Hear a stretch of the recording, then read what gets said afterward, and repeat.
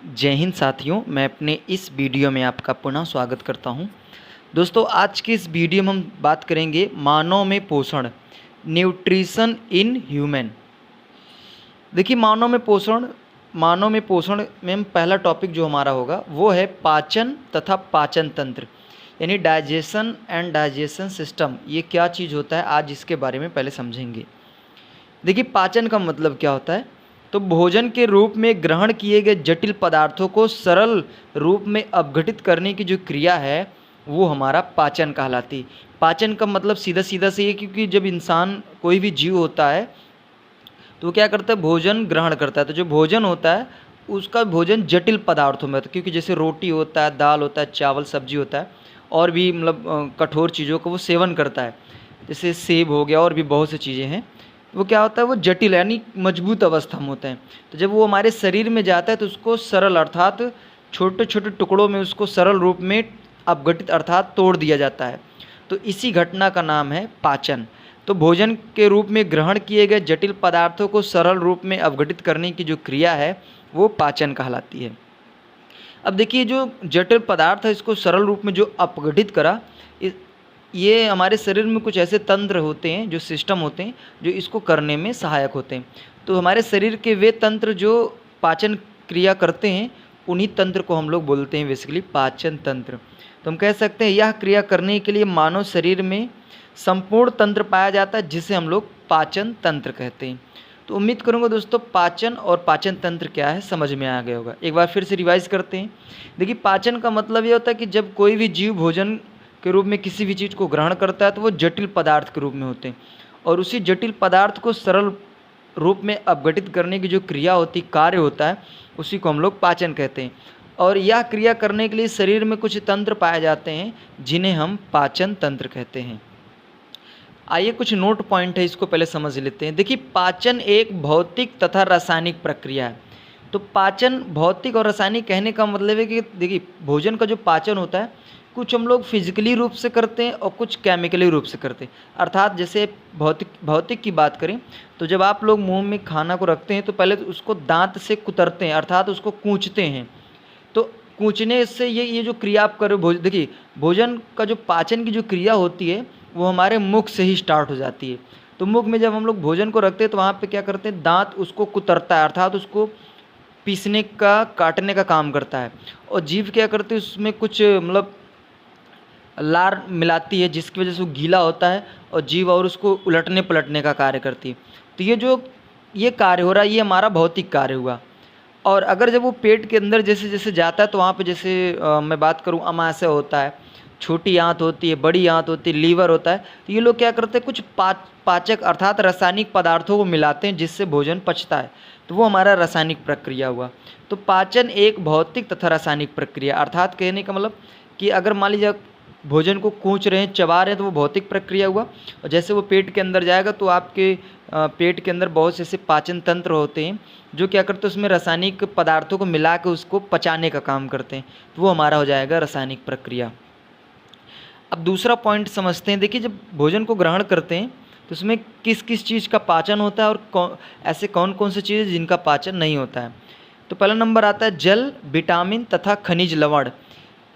इनका पाचन नहीं होता है, इनको सीधे क्या किया जाता है, अवशोषित कर लिया जाता है, इनका अवशोषण हो जाता है, इनका पाचन नहीं होता है।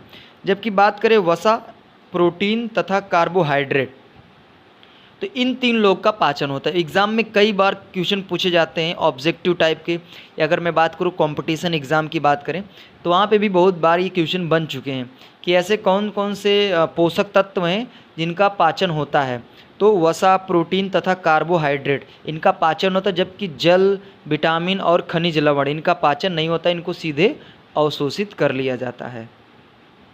अब बात करते हैं तीसरा पॉइंट कि पाचन का मेन काम, यानी पाचन हम लोग क्यों कर रहे हैं, इसका मेन कारण क्या है। तो पाचन का मुख्य कार्य है भोजन से ऊर्जा को प्राप्त करना। क्योंकि अगर हम भोजन को ग्रहण करते हैं तो भोजन ग्रहण करने का मेन कारण होता है एनर्जी को प्राप्त करना। तो एनर्जी भोजन से तभी प्राप्त होती है जब उसका पाचन हो, अर्थात उसको छोटे छोटे टुकड़ों में तोड़ दिया जाएगा, उसकी लुगदी बना दिया जाएगा, पीस दिया जाएगा, तो वो हमारा कहलाता है पाचन। तो पाचन की क्रिया होने से उसमें से भोजन से ऊर्जा प्राप्त हमको हो जाती है। अब आइए आगे बढ़ते हैं। देखिए अध्ययन की सुविधा के लिए मानव में पाए जाने वाले पाचन तंत्र को हम दो भागों में बांट सकते हैं। तो पहला नंबर, थोड़ा सा अच्छे तरीके से अध्ययन करने के लिए हम लोग इसको दो भागों में बांटेंगे। तो पहला नंबर इसको हम बांटेंगे आहार नाल में, जिसको हम लोग एलिमेंट्री कैनाल बोलते हैं, और दूसरा होता है पाचन ग्रंथियाँ, जिसको हम लोग बोलते हैं डाइजेस्टिव ग्लैंड। तो ये थोड़ा सा अध्ययन की दृष्टि से हमको सूटेबल पड़ेगा इनको दो वर्गों में बांटने से। तो अगर बात की जाए कि पाचन तंत्र कितने प्रकार के होते हैं, तो बेसिकली दो प्रकार के होते हैं। कौन कौन से? तो आहार नाल हो गया और पाचन ग्रंथियाँ हो गया। देखिए आहार नाल इसका नाम इसलिए पड़ा क्योंकि ये एक नली नुमा संरचना होती है और ये मतलब बहुत लंबी होती है, और इन्हीं से आहार अर्थात हमारा भोजन गुजरता है। यानी कहने का मतलब हम लोग भोजन ग्रहण करते हैं तो भोजन को बाहर निकालने से पहले ये आहार नाल में ही रहता है। इसीलिए क्योंकि जो भोजन होता है वो पेट के अंदर जब जाता है तो आहार नाल में ही रहता है, इसलिए इस नली का नाम होता है आहार नाल। अभी मैं आपको इमेज में दिखाने का प्रयास करूँगा। उसके बाद नेक्स्ट होता है पाचन ग्रंथियाँ। ग्रंथियों का मतलब होता है कि हमारे शरीर में कुछ थैली नुमा संरचना पाई जाती है, जिन्हें हम ग्रंथियाँ कहते हैं। और ये ग्रंथियाँ क्या करती हैं? अपने अंदर से पाचक रस को छोड़ती हैं, तो इसलिए इसको हम लोग पाचक ग्रंथियाँ कहते हैं। ठीक है, आइए थोड़ा सा अब आहार नाल और पाचक ग्रंथियों को और अच्छे से समझने का प्रयास करते हैं। आइए हम लोग इसमें समझते हैं कि इसमें आहार नाल कौन सा है और पाचक ग्रंथियाँ क्या है। देखिए यहाँ से आहार नाल की शुरुआत मुख से होती है, यहाँ से पूरा ये यहाँ से लेके ये पूरा यहाँ से ये थोड़ा सा कुंडली नुमा बना रहता है और यहाँ तक होता है आहार नाल। ये मुख से स्टार्ट होता है और ये गुदा द्वार तक आहार नाल होता है। अगर बात करें इसकी लंबाई कितनी होती है, तो फिट में बात करें तो 32 फीट तक होता है, और लंबाई की बात करें तो लगभग 8 से 9 मीटर। क्योंकि अगर कोई इंसान लंबा होता है तो आहार नाल थोड़ा लंबा होता है, अगर नाटे यानी छोटे कट का अगर इंसान है तो उसका आहार नाल कम होता है। तो इसलिए एवरेज बता रहा हूँ कि 8 से लेके 10 मीटर तक आहार नाल की लंबाई होती है। और आहार नाल मुख से स्टार्ट होता है, ये पूरा यहाँ से लेते हुए यह गुदा द्वार तक फैला होता है। अब बात करते हैं आहार नाल में आता कौन कौन है। तो पहला नंबर आहार नाल में आपका आता है मुख एवं मुख गुहिका। उसके बाद यहाँ पे होता है ग्रसनी, यहीं पे आपके कान के पीछे बगल में ग्रसनी होता है, और ये ग्रसनी से नीचे आप आएंगे तो यहाँ पे होता है ग्रास नली। उसके बाद ये जो थोड़ा चौड़ा है, चौड़े नुमा हमने ग्रीन कलर से कलर किया है, तो ये जो चौड़ी नुमा संरचना है इसको हम लोग बोलते हैं आमाशय, और इसी को हम लोग पेट भी कहते हैं, आमाशय। उसके बाद आमाशय से ये आता है आहार नाल। फिर ये आप देख रहे होंगे कुंडली नुमा, यानी इसमें कई बार लपेटा गया जैसे संरचना में है, तो इसको हम लोग बोलते हैं छोटी आंत। तो ये छोटी आंत ये आहार नाल का सबसे बड़ा होता है, लगभग ये 6 मीटर तक का होता है, यानी छोटी आंत ही लगभग 6 मीटर की होती है। उसके बाद छोटी आंत से फिर ये जो मैंने ये इस कलर में किया है ये आपका होता है बड़ी आंत, और बड़ी आंत की लंबाई 1 से 1.5 मीटर होती है। तो अब आपके मन में कन्फ्यूज़न आ रहा होगा कि सर बड़ी आंत 1 से 1.5 ही मीटर है और छोटी आंत 6 मीटर है, तो उसका नाम बड़ी आंत, उसका नाम छोटी आंत कैसे पड़ा? देखिए जो छोटी आंत होती है भले भी ये लंबाई में बड़ी होती है, लेकिन इसका जो व्यास होता है, जो मोटाई होती है वो बड़ी आंत की तुलना में कम होता है। जबकि जो बड़ी आंत होती है भले भी इसकी लंबाई कम होती है लेकिन इसकी मोटाई अधिक होती। तो यहाँ पे जो बड़ी आंत और छोटी आंत जो डिसाइड किया गया है वो लंबाई पर ना डिसाइड करके इनकी मोटाई पर डिसाइड किया गया है। तो ये उम्मीद करूँगा आहार नाल आपको थोड़ा बहुत समझ में आया होगा। अब इसमें बताते हैं पाचक ग्रंथियाँ क्या हैं। तो पाचक ग्रंथियाँ क्या करती हैं, मतलब ये हमारे शरीर में कुछ थैली नुमा संरचना पाई जाती हैं जो क्या करती है अपने अंदर से पाचक रस को छोड़ती हैं, जिनको हम लोग पाचक ग्रंथियाँ कहते हैं। तो पाचक ग्रंथियाँ जैसे आपको पहला नंबर तो लार ग्रंथियाँ भी आ जाएगा। लार ग्रंथियाँ ये आपके कान के बगल होता है, और यहाँ पे पाचक ग्रंथियों में आपका लीवर और पित्ताशय, ये दो लोग।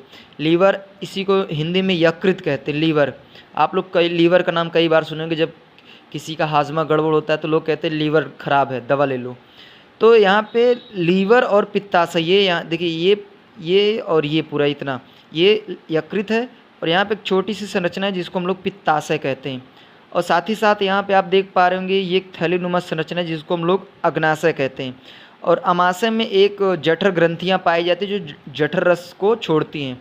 तो यहाँ भी पाचक ग्रंथियाँ पाई जाती है। ये भी लीवर आप देख पा रहे होंगे, पित्ताशय है और इधर अग्नाशय और साथ ही साथ इधर लार ग्रंथियाँ हैं जो पाचक ग्रंथियों में आते हैं। तो उम्मीद करूँगा दोस्तों ये आप इमेज के माध्यम से थोड़ा समझने का प्रयास आप किए होंगे। आइए थोड़ा सा आहार नाल और पाचक ग्रंथियों की परिभाषा और थोड़ा बेसिक बिंदुओं को देख लेते हैं।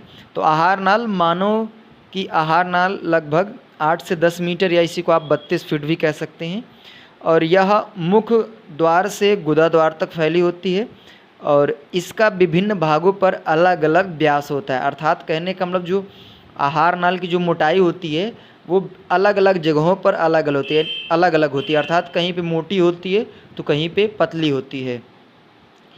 पाचक ग्रंथियों की बात करें तो यह आहार नाल से संबंधित रहती हैं जो भोजन में पाचक रस छोड़ती हैं। नोट पॉइंट में देखिए, भोजन पाचक ग्रंथियों से होकर नहीं जाता। अर्थात जो हम लोग भोजन ग्रहण करते हैं तो वो भोजन आहार नाल में रहता है, वो आहार नाल से होते हुए बाहर चला जाता है। लेकिन जो पाचक ग्रंथि होती है साइड से आहार नाल से जुड़ी होती हैं।